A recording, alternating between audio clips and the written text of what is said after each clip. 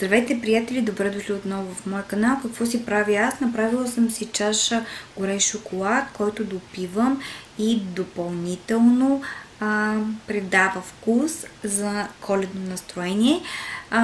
Защо включи камерата? Днес реших да започна един проект, който обмислям от около 2-3 седмици. Това ще е първия проект и първата коледна украса, която ще поставя в къщи за тази година, защото мисля, че ще ми отнеме малко повече време, отколкото да украся по принцип навсякъде другаде. Реших да направя фалшива камина, която да придаде повече топлина, уют и коледно настроение в къщи. Така че стига толкова с приказките, защото използвам времето, когато малкия го няма, за да имам повече пространство и да мога да снимам спокойно, и използвам естествената светлина, която влиза отвън. Тук много бързо се променя светлината, слънчево, мрачно. И така стига с приказките. Нека да започваме. Който иска да види как може вкъщи сам, без да купува материали, без да влага излишни средства, а само с подръчни материали, които има във всеки един дом, може да направи камина, която да придаде повече уют, топлина и коледно настроение в домовете ни. Нека да остане до края на това видео. Приятно гледане!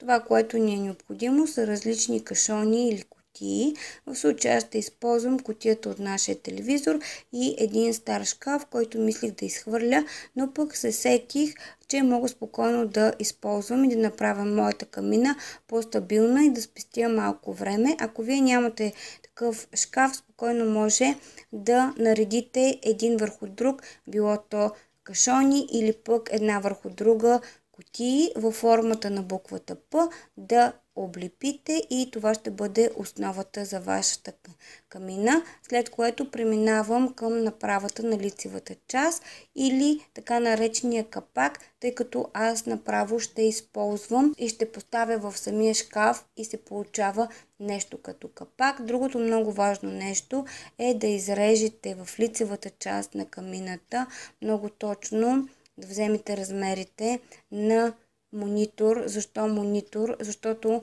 монитора е чудесно средство, за да придаде на нашата камина реалистичен вид, защото ще запечатам самият монитор в кутията или в нашата камина и след като свържа с компютъра, мога спокойно да пусна и да се получи страхотен ефект, като пусна огън.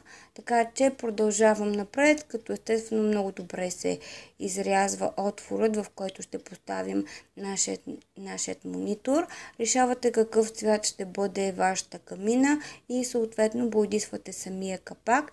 Аз ще използвам и стереопора, който беше да предпазва самия телевизор, като ще използвам като рамка, за да има някакъв релеф камината. Ако вие нямате нещо подобно, спокойно може да замените с малко по-малки кутии, да наложите една кутия или още по-добре да получите, да направите нещо като стълбичка, като едната кутия е по-голяма, а другата по-малка. Мисля, че ще продаде абсолютно същият ефект, след което решавам, че ще правя тухли, тъй като реших, че камината ще е бяла и тухлите искам да са в кафяв цвят. Започвам да изрязвам тухли, които боядисвам. Следователно ще боядисам и самия стереопор, като тухлите, които виждате на стереопора, правя отначало с нож, но е доста трудоемко и доста време ми отнема. Затова реших да взема една тел, която нагрявам на огъня, на котлона и просто съвсем леко докосвам до стереопора и всичко става перфектно и много реалистично. Естествено боядисвам и стереопора и продължавам с сглобяването на самата камина. Слагам като капак, след което започвам да лепя самите тухли, но за да няма граница, тъй като както ви казах, ще използвам моя шкаф, а той все пак има отстрани кафяви части, самите му страници. Затова решавам да облепя целия шкаф с листове. В случая използвам А4. Облепям целия шкаф с листове и започвам да сглобявам самата камина. Като естествено, за да предам дължина, пропуснах да кажа, че в началото изрязвам и дъно, тъй като монитора ще бъде малко по-навътре в самия шкаф, за да предам дълбочина и по-голям реализъм на камината. Изрязвам дъно и страници, които отново бодисвам в кафяв цвят. След като налепим нашите тухли, вече по желание може да украсите и камината. Това беше от мен. Сега всичко, което ви казах, може спокойно, ако ви е интересно и искате да видите и нагледно.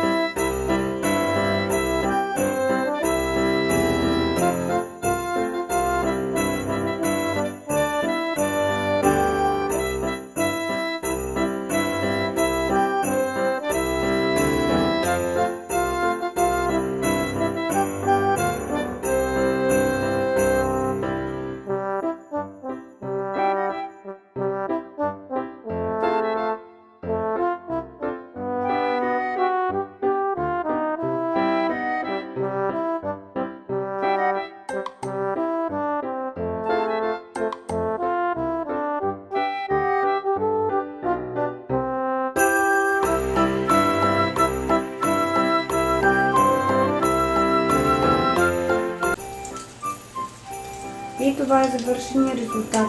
Малко повече усилия, някъде около 3 дена, но пък определено се заслужава.